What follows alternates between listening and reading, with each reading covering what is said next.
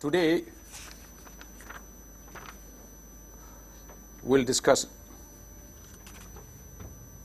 let me first recall the algebra of supersymmetry generators.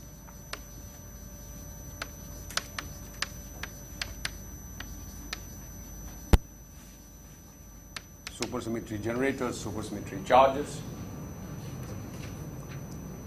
Q alpha I anti-commutator with Q alpha dot J R was twice delta Ij sigma mu alpha alpha dot Q, and anti-commutator of Q alpha Q beta J 0. So let's take today, for today's discussion, central charge is 0 and Q alpha dot I bar Q beta dot J bar anti-commutator 0. That's what the SUSY algebra last time we discovered should be. So central charge is 0, where Ij runs from 1 to n. So n such supercharges. Today we'll discuss representation of this algebra, representations of SUSY algebra on massive particle states.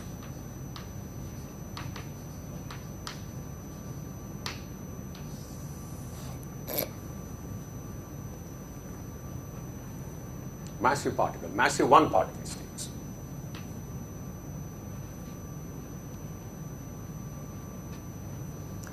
So since we're going to discuss massive particles, we can always go to a rest frame.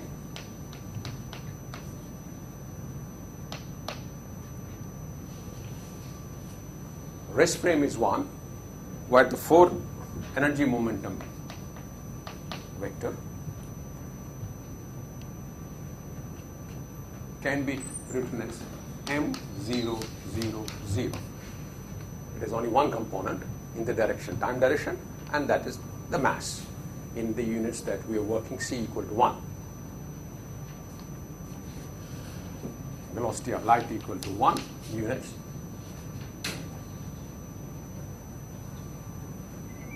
It has only one component in the time direction.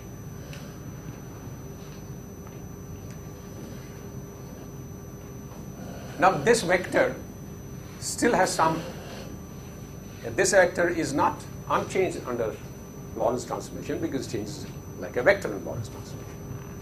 But it is still unchanged by transformations which act on the last 3 entries.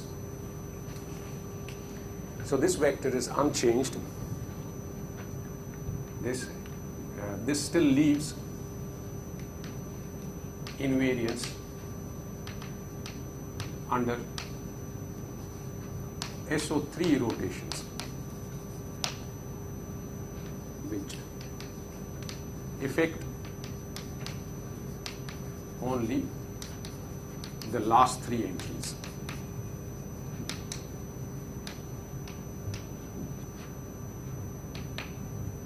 The momentum entries. And this forms a group, and there's a name for this group. This group is called little group.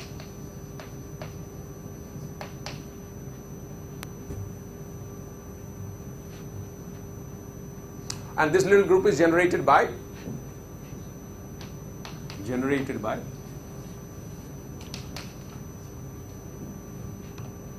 angular momentum rotations, angular momentum generators.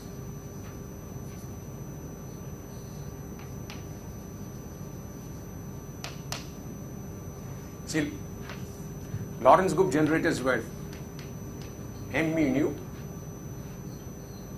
6 of them. These we can break into two objects, JL, which is half of epsilon L Mn or Mn, and these are 3 of them, which correspond to ordinary 3-space rotations, and 3 more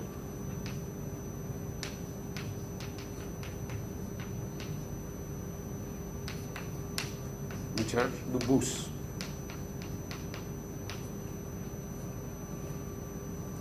Now boosts don't leave these invariant, but these generators, which produce rotations only in the ordinary space, x, y, z, they leave this vector invariant.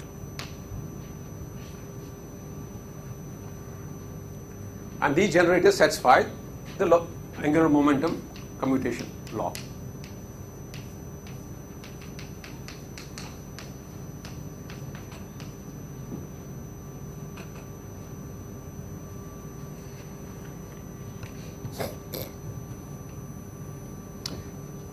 Now let's rewrite that algebra in the rest frame.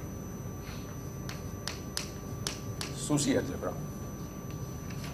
Now Q alpha I anti-commutator with Q beta j is 0 as there, and Q bar alpha dot I, Q bar beta dot j anti-commutator is 0. But the first one, which is Q alpha I anti-commutator, Q bar beta dot j, has only one component, which is 0 here, and that is M. So that simply is twice delta alpha alpha dot delta Rj times M.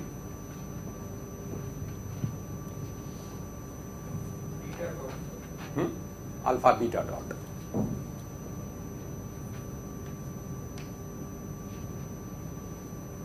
Yes. So when we talk about a liquid group, we mean that there is a liquid group associated with every momentum vector. Yes.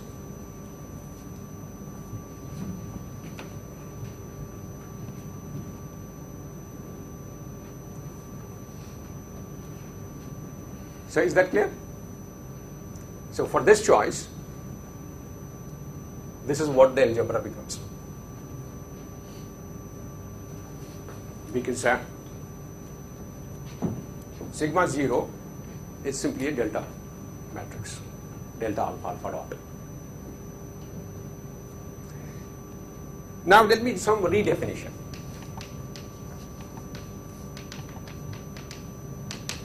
And redefinition is that Q alpha I divided by root 2m, let me give it a name. And the name I gave it is A alpha I. Similarly, Q bar alpha dot I divided by root m by 2m, I give it a name. This is supposed to be complex conjugate of that, which is alpha I, Hermitian conjugate, and I give it a name A dagger,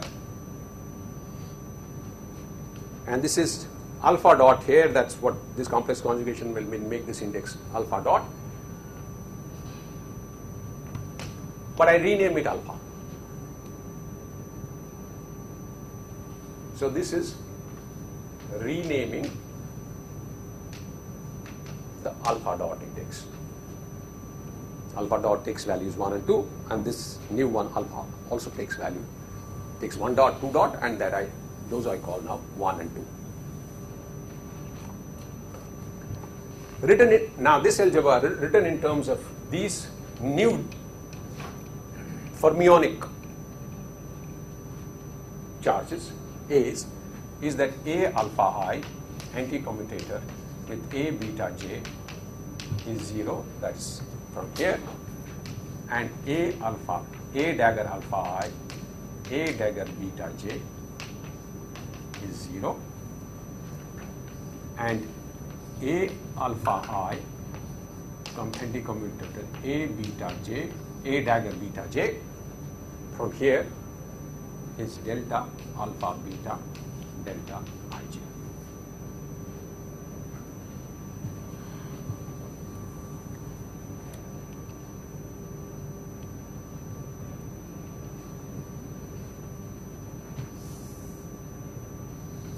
Now this is a simple algebra. This is a algebra of a fermionic oscillator.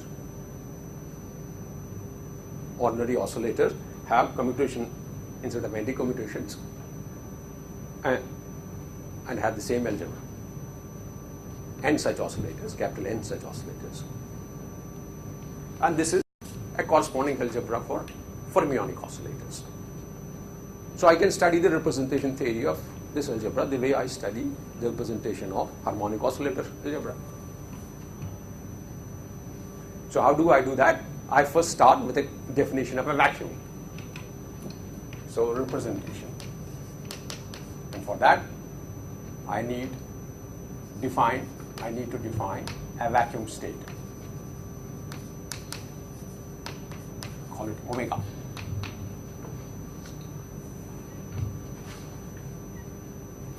And how do I define a vacuum state? Is that from this algebra, I can interpret these as destruction operators and these as creation operators. So the vacuum state would be one on which all destruction operators are 0.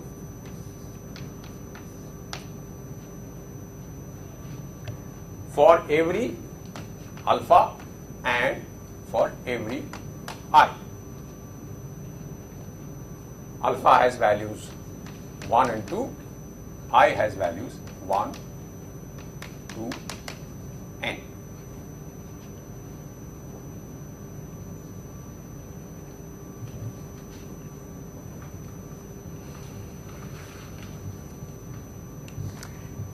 And then from this algebra one sees that A star dagger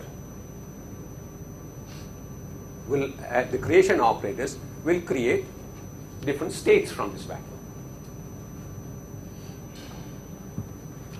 Now let me specify vacuum by its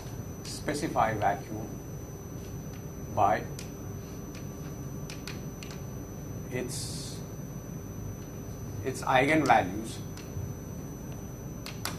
of various operators of the Lorentz group, which means its eigenvalues of not only Lorentz group but even point Poincare group, the p square, the momentum square, which is the energy square, and angular momentum. Angular momentum is described by representations of J square, which has eigenvalues J into J plus 1.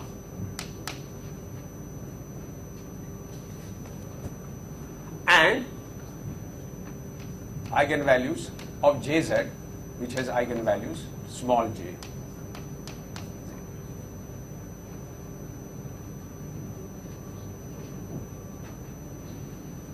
So vacuum is one on which P0 is 0 and J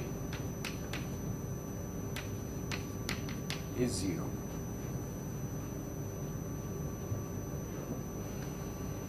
Not necessary. Not necessary.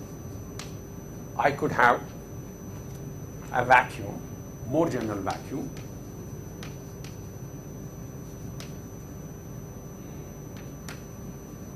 which has P square acting on omega as m square and J square acting on omega as J into J plus 1 omega, and Jz on omega acting as small jz. That could be one example, but I can take more general. Maybe my ground state for this algebra is a massive ground state. So I'll take this as my vacuum properties and not this.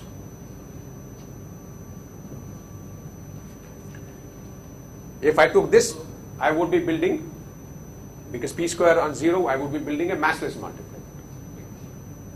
So this would be for a massless multiplier.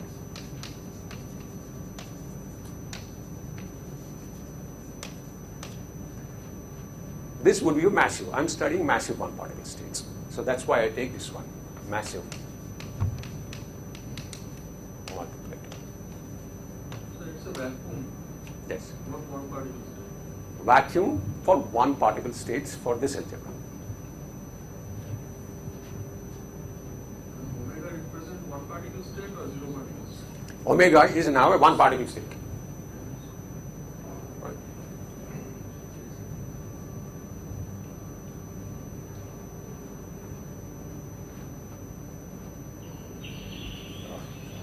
Sorry.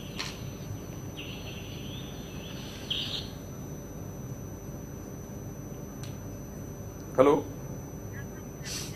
Yes. But no. This is getting into record. So we are interested in massive states, so we'll take a vacuum, which is an eigenstate of p square, eigenstate of angular momentum square, and z direction angular momentum. So which means we'll take a vacuum to be described by m, j, and jz. This characterizes the vacuum value of p square. This characterizes the vacuum value of j square through this j and jz. And jz has to have values of minus j plus 1 up to j minus 1 up to j. So it's a vector with so many components. 2j plus 1 components. Different values of jz are different components of this vector. And now,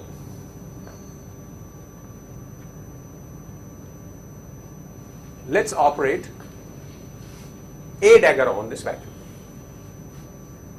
But before that we do, let me give you an exercise.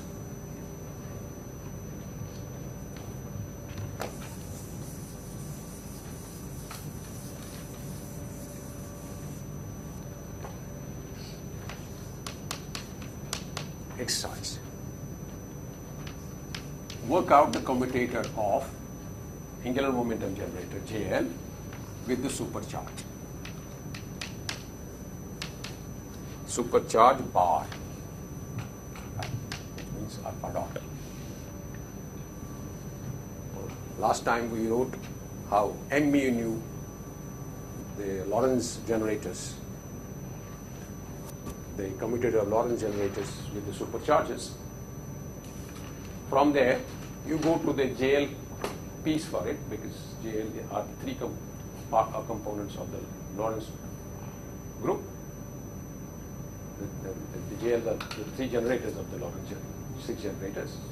And from that algebra that you wrote there, just come down to JL algebra and check for yourself that this is half sigma L alpha dot beta dot q beta dot r I.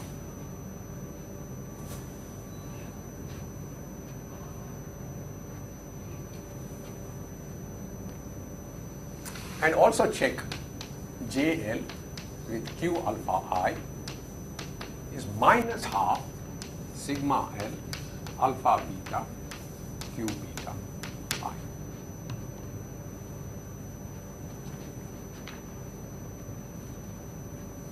remember we wrote JL. JL is this object. So you know how Mn commutator with these two objects is.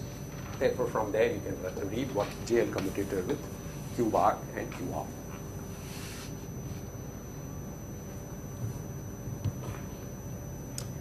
Now look at this object.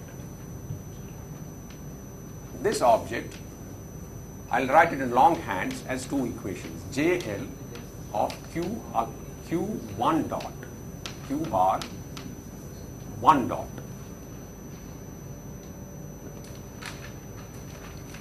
That object here is, and Jz, the third component, is sigma Z. Sigma Z is diagonal matrix 1 and minus 1.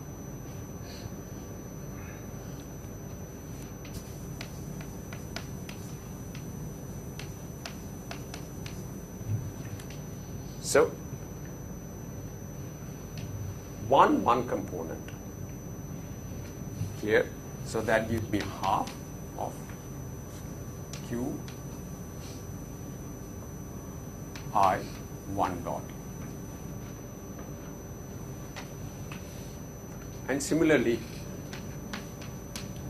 if I do it on 2 dot, that picks up this component from the sigma Z, and that gives me minus half of Q 2 dot bar I.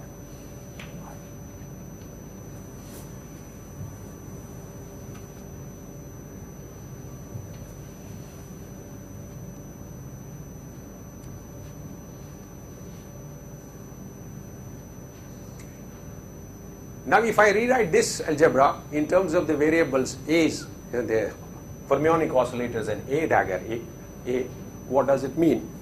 It means Jz of A dagger alpha I and alpha I take 1 is half A dagger 1 I, and Jz of A dagger 2 I is minus half A dagger 2 I. Because A dagger was this divided by 2m, so that's what it is. And A dagger 2 component is this divided by root 2m.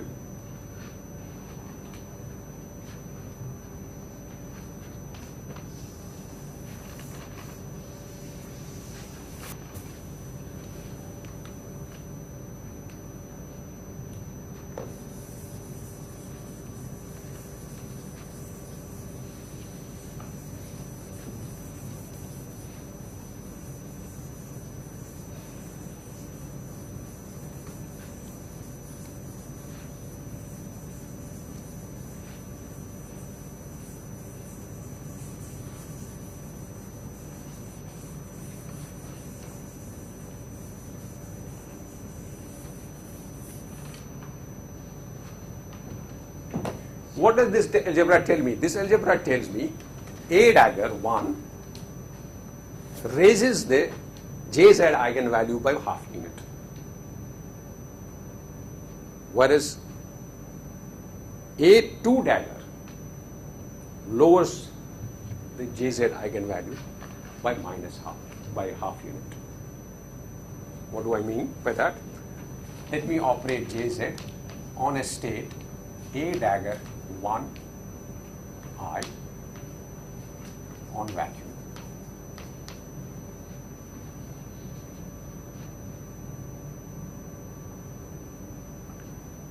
By the commutator, the first one, I can write this as A1 dagger I Jz plus half acting on vacuum state from this.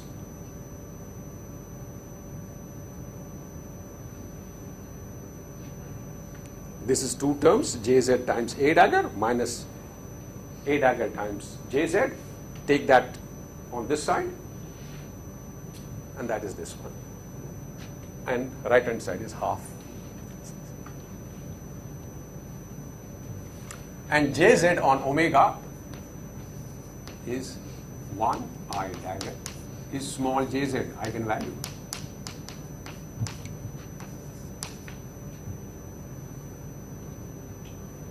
Jz acting on omega is this object.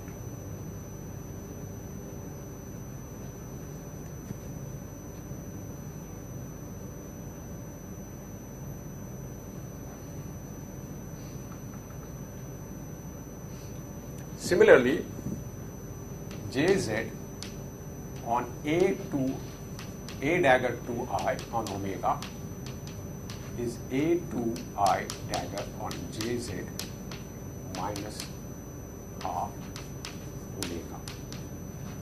a2i dagger Jz minus half on omega.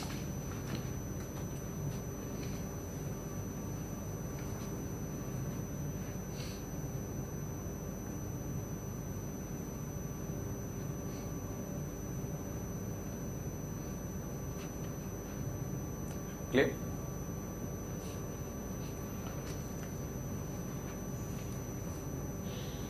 Now, this is not only for omega, but on any representation which has last jz eigenvalue to be jz,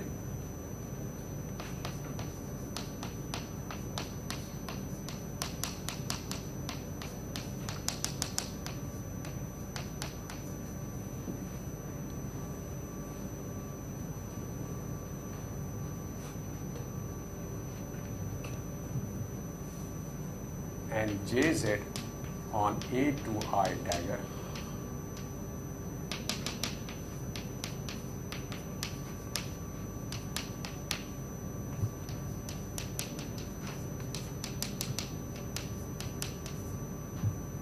this I could write it also jz plus half acting on a1 I dagger acting on jz, and this is jz minus half a to I dagger.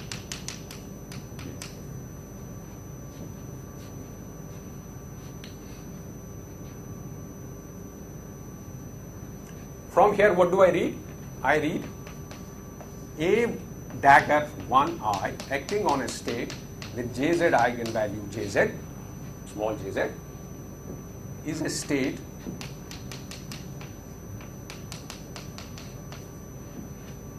with a jz eigenvalue jz plus half. So a1 dagger acting on a state increases its jz eigenvalue by half unit, and a2 dagger acting on this state reduces jz value by half.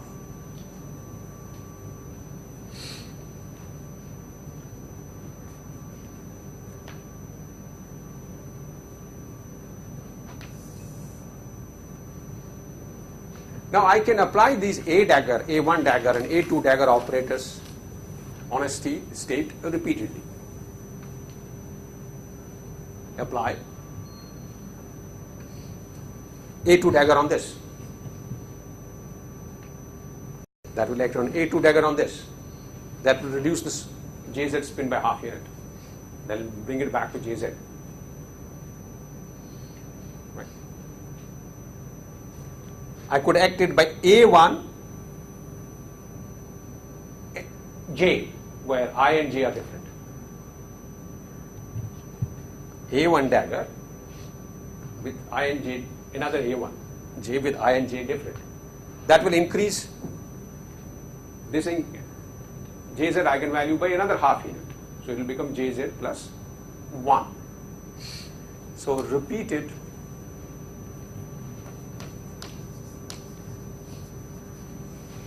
application of A1I dagger increases the Jz eigenvalue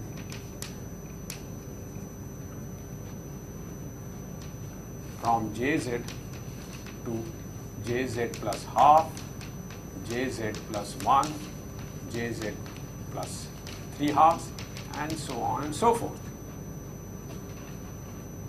up to a maximum value. Because how many A's do I have? A daggers? A1 daggers?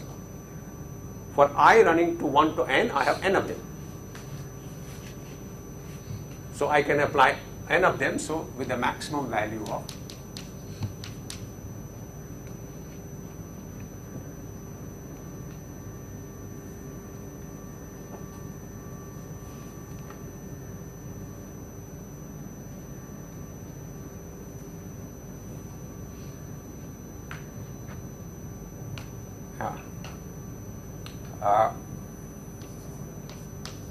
on vacuum state.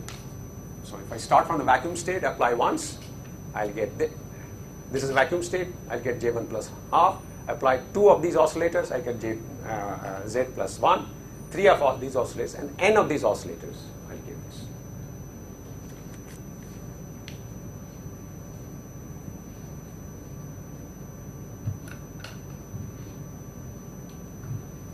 Now, instead, if I apply a repeated application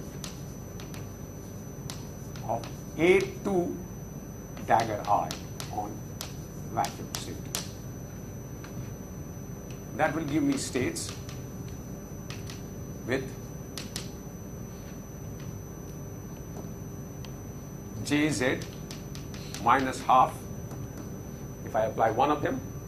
If I apply 2 of them, Jz minus 1 up to Jz minus n by 2.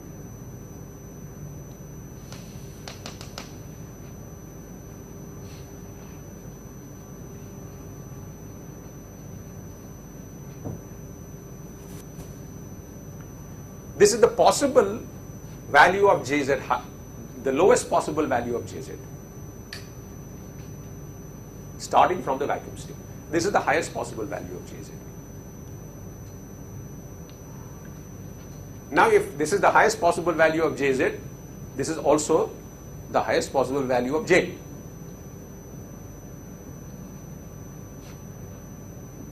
If this is the highest possible value of Jz, this is also the highest possible value of J.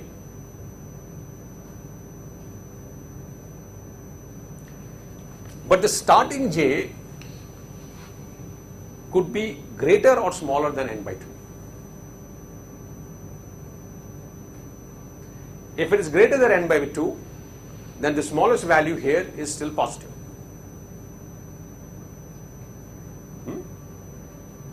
So, for Jz larger than n by 2,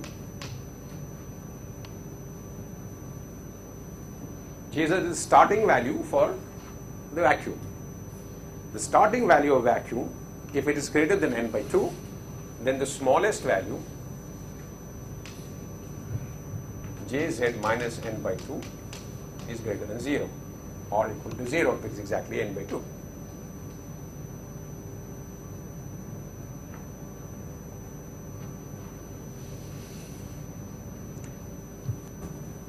But for Jz, for Jz less than n by 2,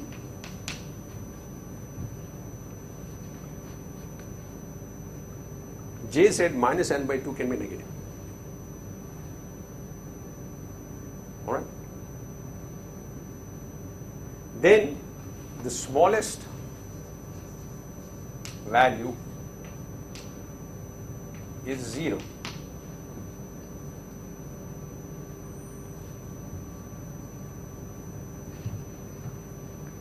So for starting Jz less than n by 2, this A2 dagger reducing the Jz eigenvalue by half a unit will truncate when it hits 0.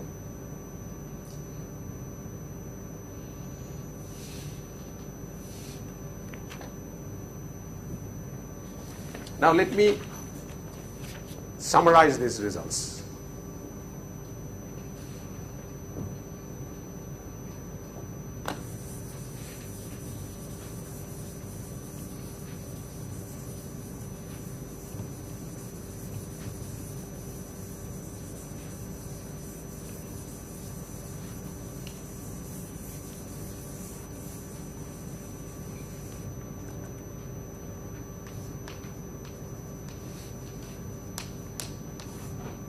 And summary, I'll do it in the form of a table. So table we draw is state and start with state omega, which is energy eigenvalue m, J square eigenvalue characterized by angular momentum J square value characterized by J, and Jz projection characterized by Jz.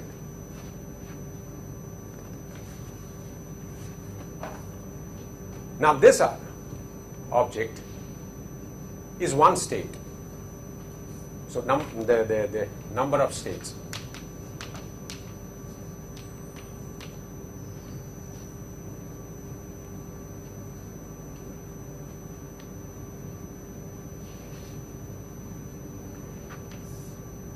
Now this object could be a starting state, it could be a boson or a fermion. Depends upon what the starting Jz is. If Jz is integer valued, it's a boson. If it's a half integer valued, it's a fermion. So it could be a boson or a fermion. So I'll call this as J spin. So J spin, it could be a boson or it could be a fermion.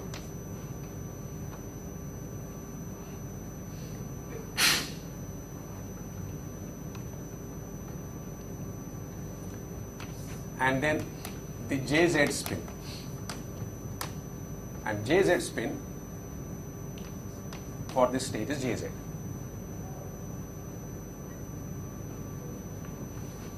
And now I apply 1a alpha dagger I on this.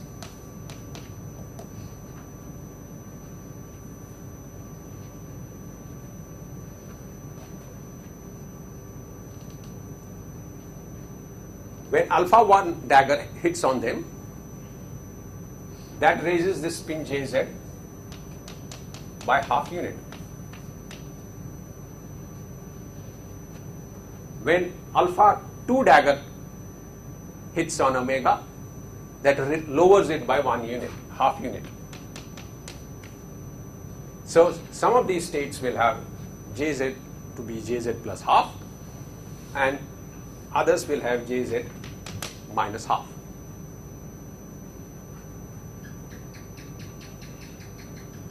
And this is for every I. I runs from 1 to capital N. So there are how many? 2 n such states.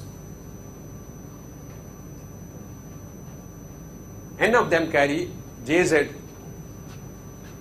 plus half, and n of them carry Jz minus half as the eigenvalue for Jz. For corresponding to alpha dot equal to 1 and 2. Alpha 1 and alpha 2. When alpha 1 acts on it, that will give me this, and there will be n of them. Because I will run from 1 to n, so all of them.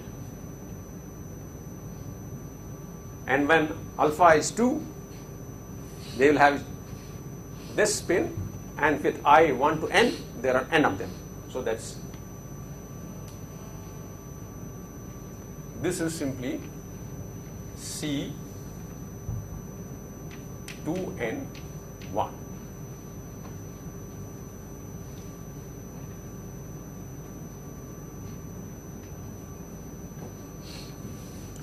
And if this is C21, this is also identically C2n0.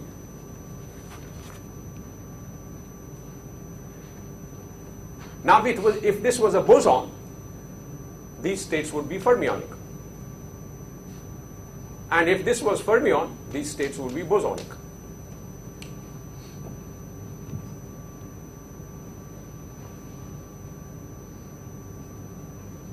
Now let me apply a pair of them.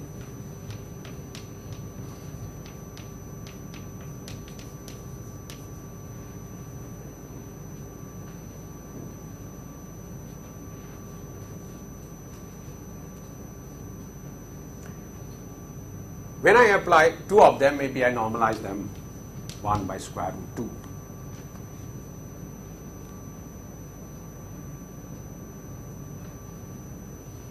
And maybe soon I can see that it's 2 factorial. But notice, when I do this, alpha and I, this pair of indices, alpha I, should not be equal to beta I. Because if alpha I is equal to beta I, square of this object is 0. Because that is the algebra. Where did we rubbed it off, right? The A algebra.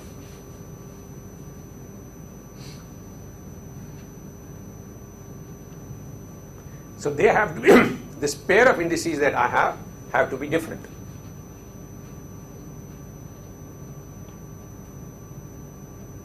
That's the fermionic nature of these oscillators. Square of each one of them is 0.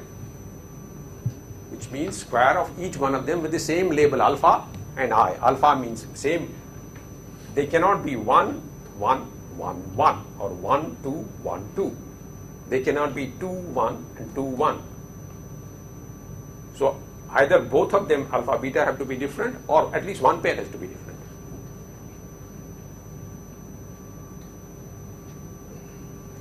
And then, what would be the Jz eigenvalue for them?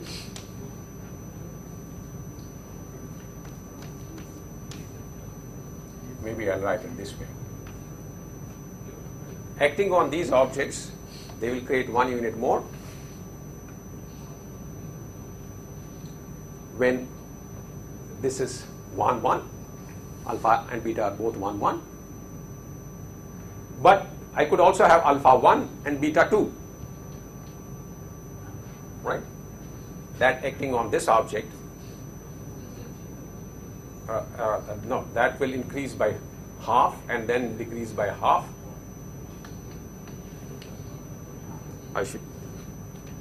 Let me write the answer first.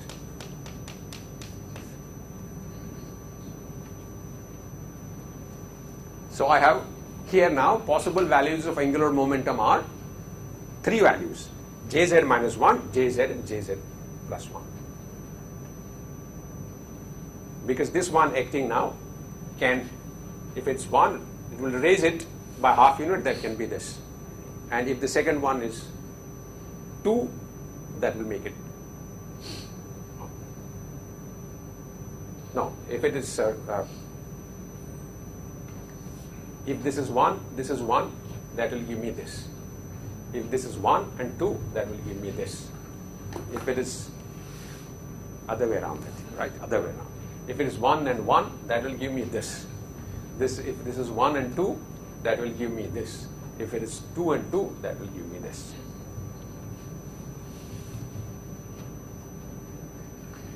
And again, if this is fermionic, this will become bosonic. And if this is fermionic, it will become bosonic, it will become fermionic.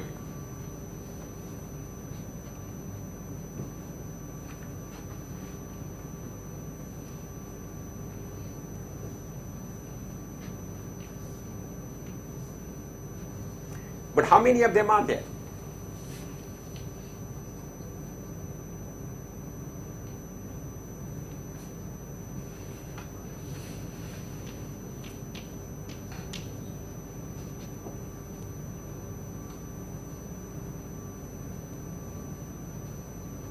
Two n cross 2n antisymmetric matrix. And that's the number of elements.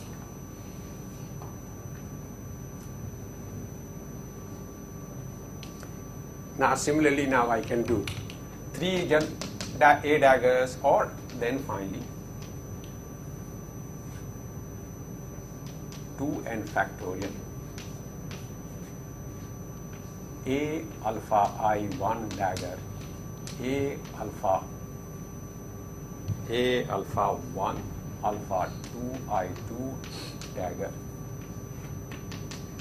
A dagger alpha n I n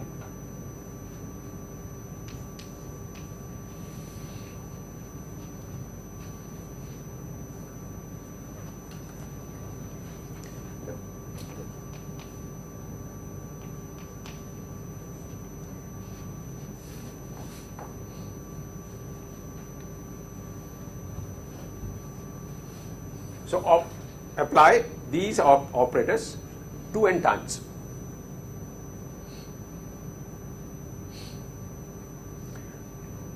Now remember, in this product, no index, no pair of index has to be repeated. Alpha alpha L I L is to be different alpha L prime I L prime for every pair.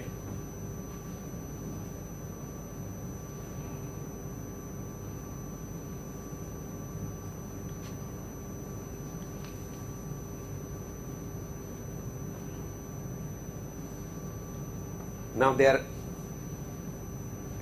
so which means after the 2n generators, there are 2n of them, each one of them will appear only once here.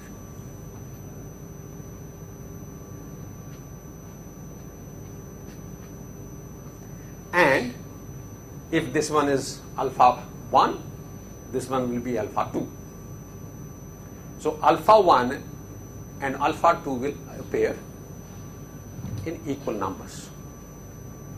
So raising ones and lowering ones for the Jz eigenvalue will appear equal number of times. So therefore, Jz value will be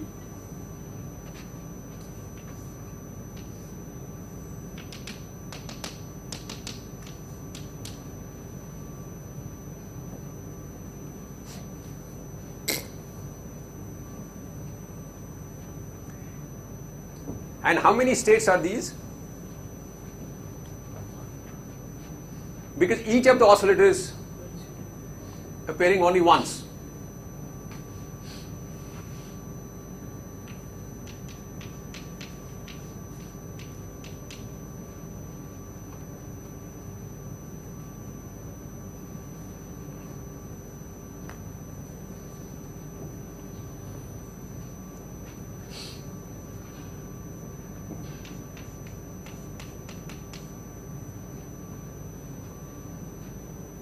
If this is bosonic, this will also be bosonic. If this is fermionic, this will also be fermionic.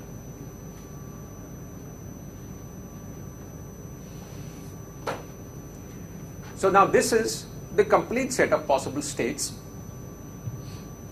that I can construct by this. So this whole forms a one particle representation of this supersymmetric algebra. Massive one particle representation. For a vacuum, starting with its eigenvalue Jz to be Jz. Now let's look at this general construction for special values of n.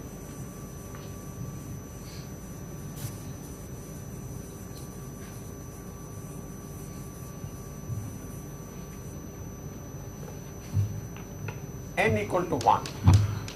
Oh, before that, let me just write down what is the total number of states here. Total number.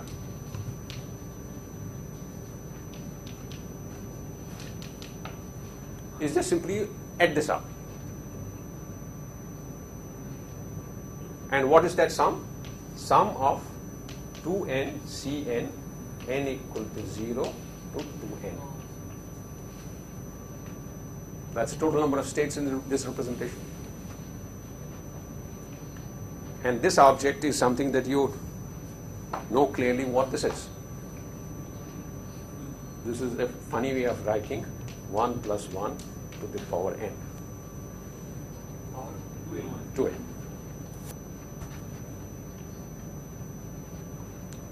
2n. No, yes. So that is 2 to the power 2n.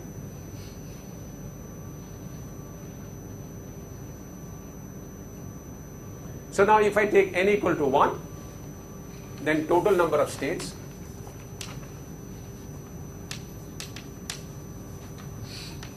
is 4.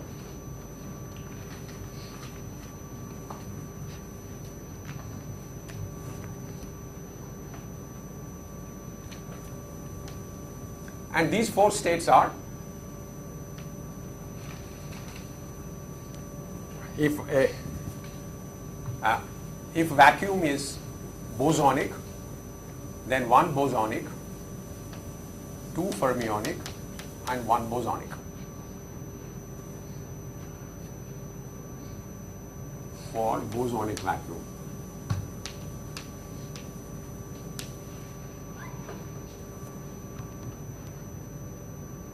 And if vacuum is fermionic,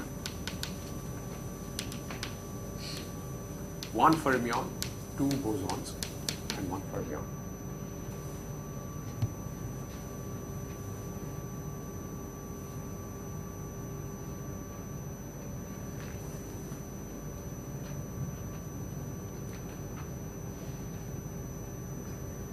So what does that tell me? N equal to 1 massive 1 particle supermultiplet has 1 bosonic, 2 fermionic, 1 bosonic degrees states, or 1 fermionic, 2 bosonic, and 1 fermionic states.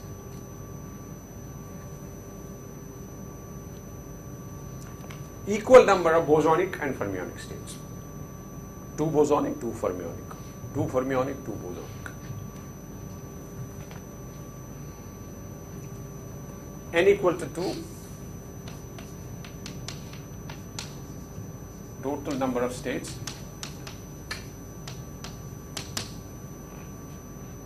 is 2 to the 2n. That is 2 to the 4, that's 16.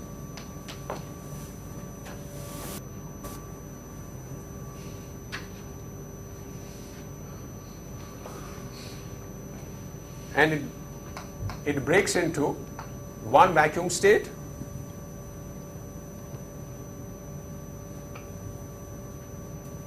and 2 times 2 first excitation, 4, next excitation 6, next 4, and the last one 1. Is that 16?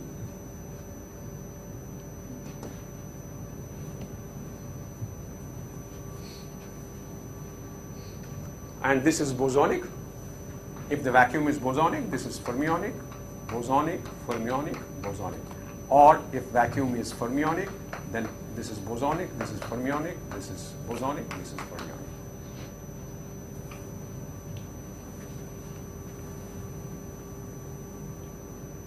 Again, 1 plus 6 plus 1 is 8. 8 bosonic plus 8 fermionic degrees states.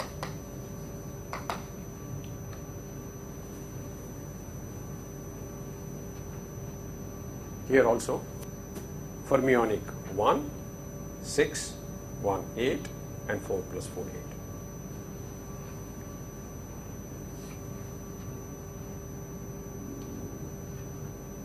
So again, bosonic and fermionic degrees states are in equal number.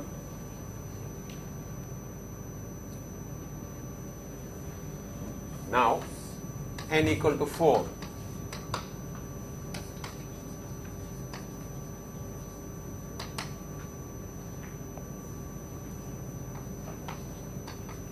Total states total number of states.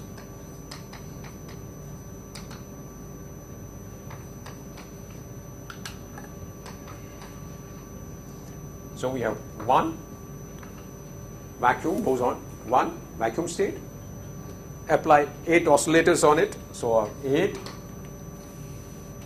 so 1 plus 8, next one is 28, next one is 56, then next one 70 of them, then 56, 28 plus 8 plus 1.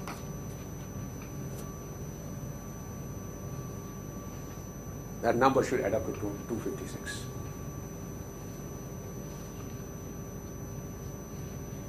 And again, if the vacuum is bosonic, this is bosonic, fermionic, bosonic, fermionic, bosonic, fermionic, bosonic, fermionic. And if the vacuum is fermionic, then this is fermionic, bosonic, fermionic, bosonic, fermionic, bosonic, fermionic, bosonic. The same thing it started with like, Huh? if it's like vacuum is boson, this final state should be boson. Well, not necessarily. I think I was not right. It depends on n, right? Clear? Eh? It depends on n. I think this is not right. Or is that right? I think it is. Something. Yeah, missed one. Hmm? Last time, not last. Huh? Yeah, there's only nice. I missed something. No, that's right. So this is fermion. This is boson, right? Huh? This is boson. This is fermion. Yeah, no, that's right. So it should be same. Yeah, it's the same. Yeah, no.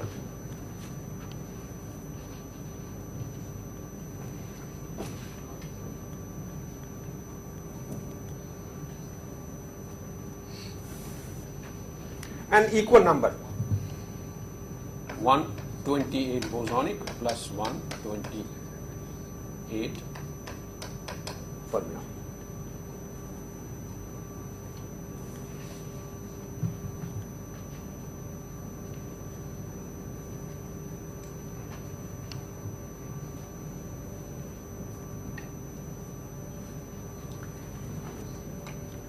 Now let's be a little more specific.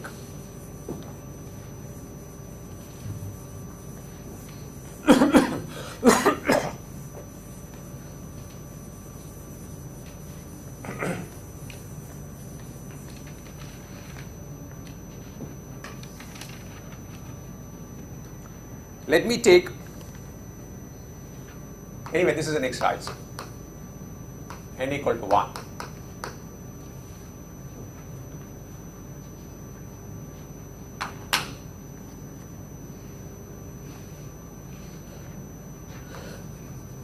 Construct super multiplets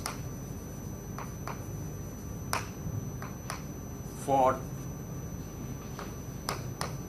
vacuum state omega to be m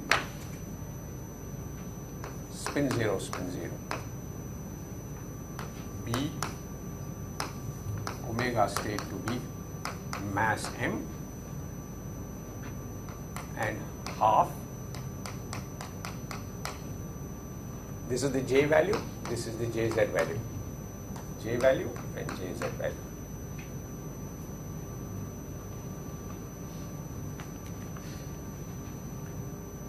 If J value is 0, then the JZ value is also 0.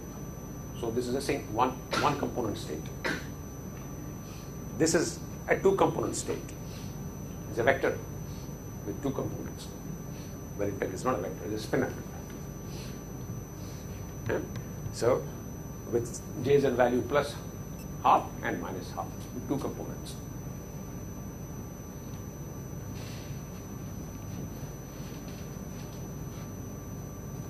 Maybe I'll give you the answer.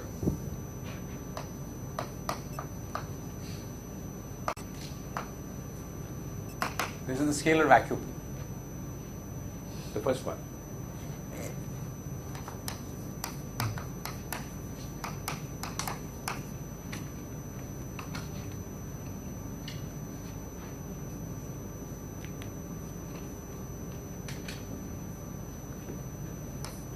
scalar, and act A1 dagger on it,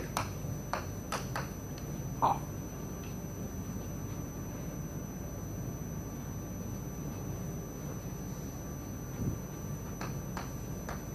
Act A2 dagger on it, that lowers the JZ spin.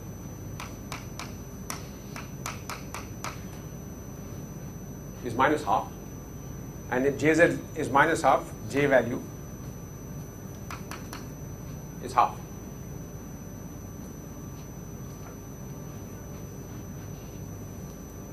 Now these two together make a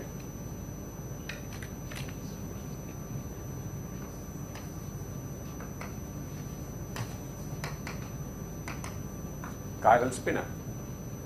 Spin half, spinner with two components.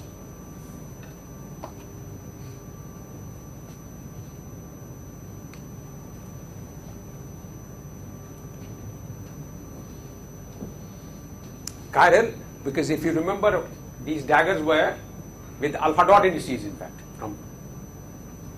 So they live in this representation lives in the second SU2. So the right-handed SU2. So it's a chiral representation. Then let me apply two of them. I cannot apply 1 and 1 here because that is 0. So it has to be A1 dagger and A2 dagger.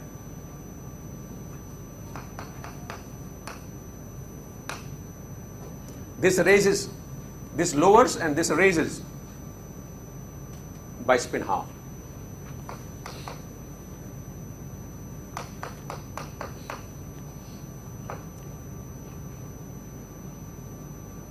But this state is not the same as this state, so we give it a different name. So we just call it a prime.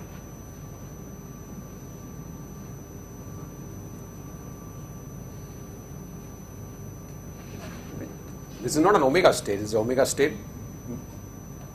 These two operators are operating on the omega state.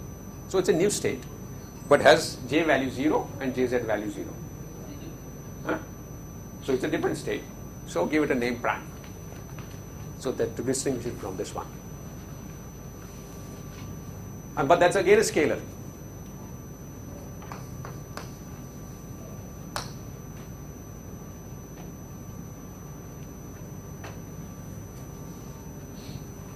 So we have in this multiplex two scalars and one chiral spinner. How distinct is it? They have same quantum numbers. They have same quantum numbers, but they are two different states because this object is not same as this.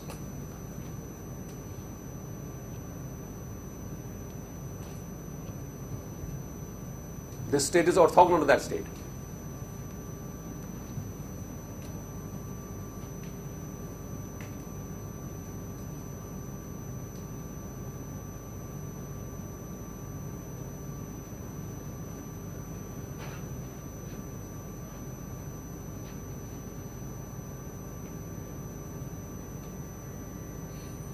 If I take conjugate of this, hit on this side, this one will raise the angular momentum from here, this one will,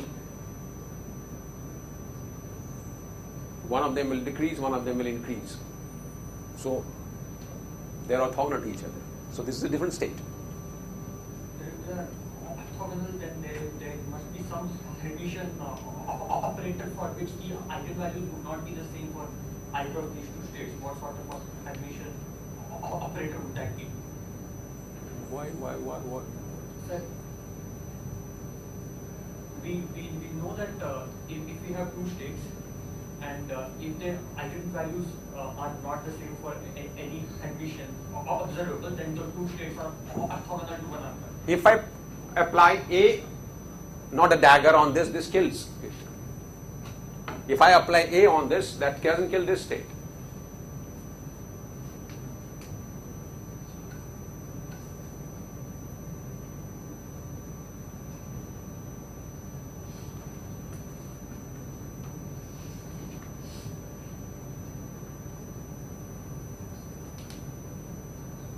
This was defined as where all A's are killing this state.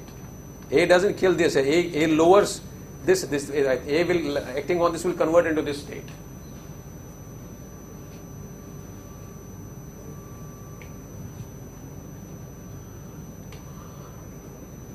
What about the parity of this? Parity. Good question. The parity would be different from what the parity of the first state was. One is a scalar, second one is a pseudo-scalar.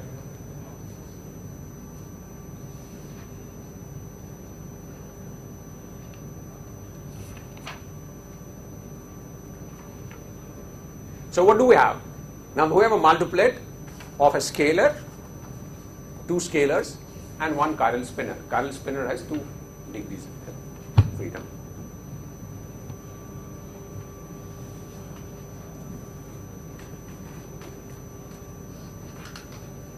Now we could do the same exercise for that one. Spinor-neural vacuum.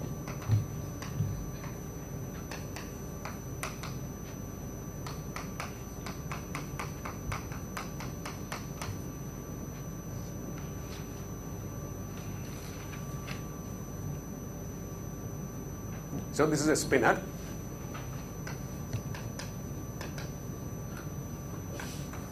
Two components. Shouldn't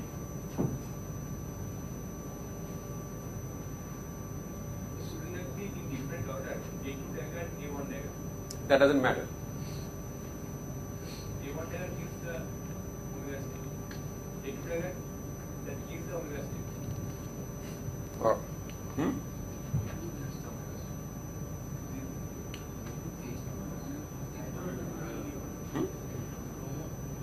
It doesn't matter. They anti-commute amongst themselves. The change in sign of the state.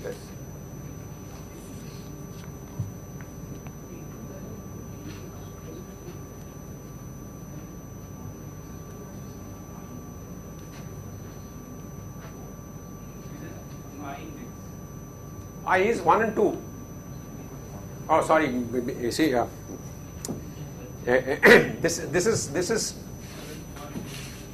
No, I is only 1. There is n equal to y. There is no I index, right? Huh?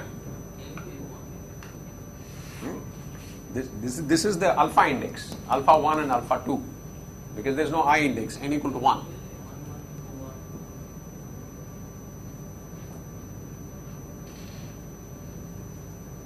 So now let me operate A1 dagger on this.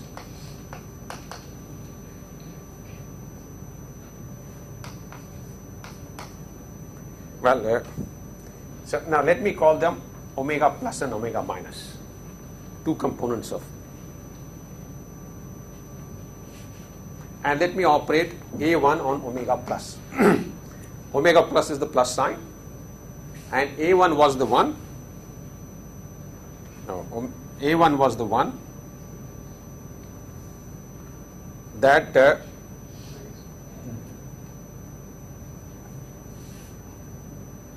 that increases by half unit, right? So this is then plus 1.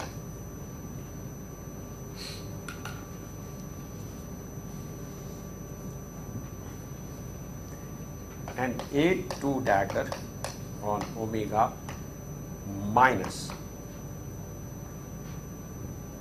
and that decreases. So no, A1 on omega minus, that increases minus increases minus half, so that is M0.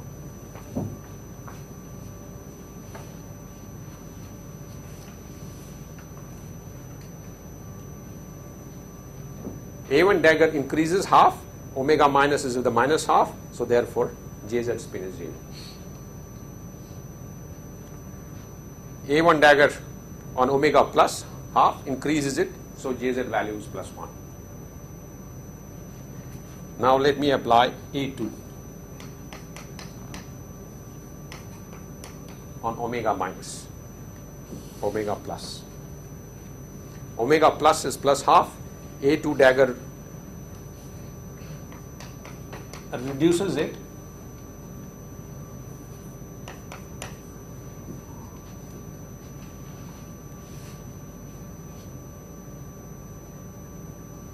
but this state is different from this one, so I'll call it a prime.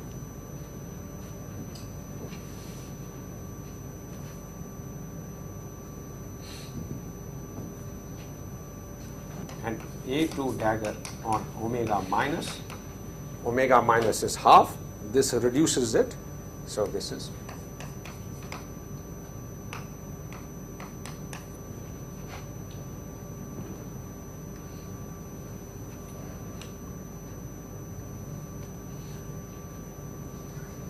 then A1 dagger and A2 dagger on omega plus is M plus half, but this M plus half is different from the vacuum plus, so call it prime, and A1 dagger, A2 dagger on omega minus is M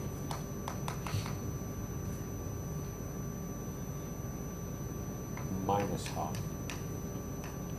and this is different from omega minus, so call it prime. Now let's look at them, what they are.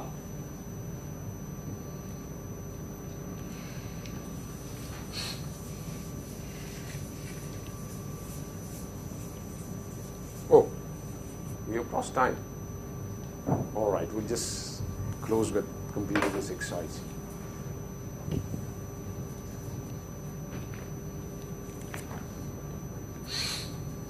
So anyway, count the degrees of freedom. This is spinner with 2 degrees of freedom. These are bosons with 2 of them. These are also bosons, so they are together 4 of them. The last one again fermion, 2 of them.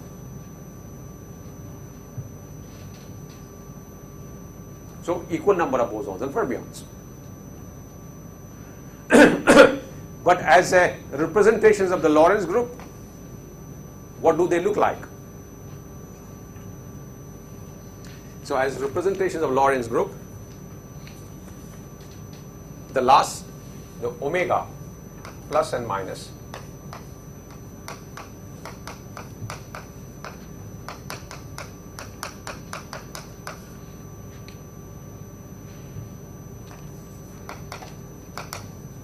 is a spinner, and A1, A2, one dagger on omega plus, and A1 dagger, A2 dagger on omega minus. These 2 states are again spinners.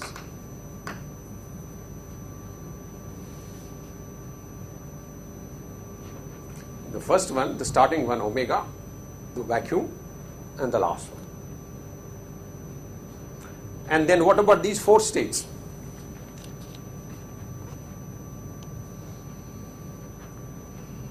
A1 dagger omega minus plus A2 dagger omega plus.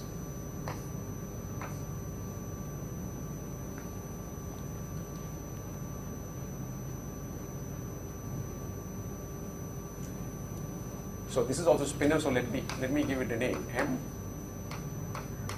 half plus minus half prime, these together.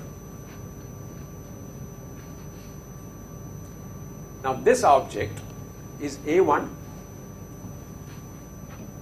dagger plus on omega plus, right? A1, no, slow. This one, A1 dagger M0 and A2 dagger M plus. These are both spin J. This linear combination of this is a state M0, 0, a scalar. an orthogonal combination A1 dagger omega minus A2 dagger omega plus this, and A1 dagger on omega plus and A2 dagger on omega minus.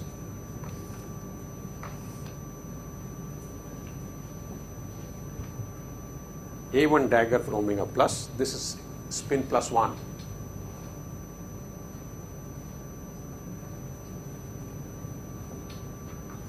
Is a state M 1 0 M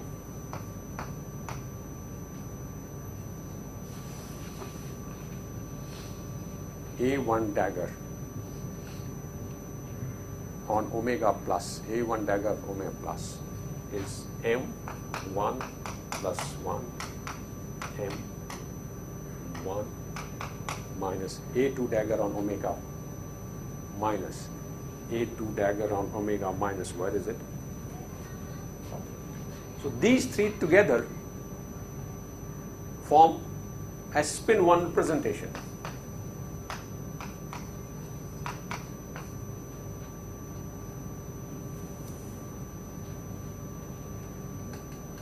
A spin 1 representation has Jz eigenvalues 0, plus 1 and minus 1.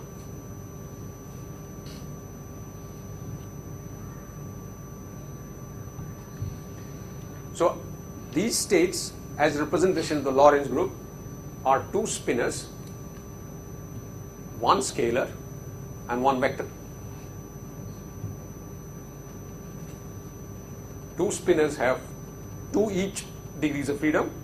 One scalar has 1 degree of freedom, and one vector has 3 degrees of freedom.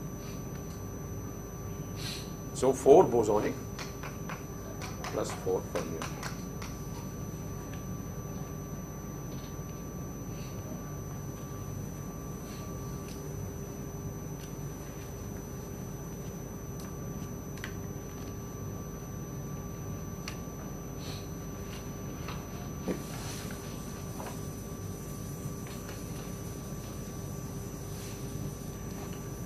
I don't have any time, I'll just close with making one statement.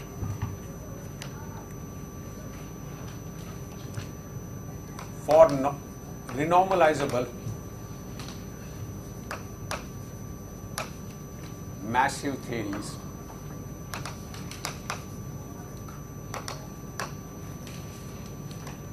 spin cannot be larger than half.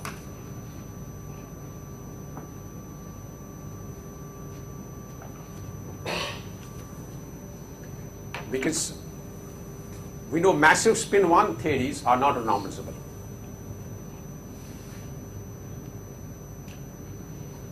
So if you have this theory, this representation, that cannot be put in a renormalizable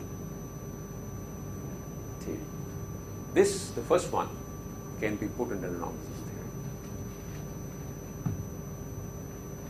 Clear?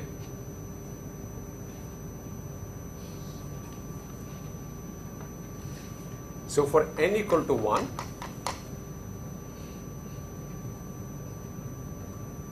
only massive multiplet is the scalar supermultiplet.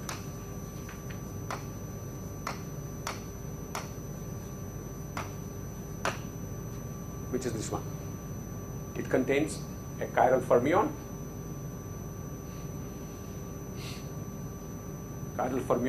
and 2 scalars. This is not an allowed presentation.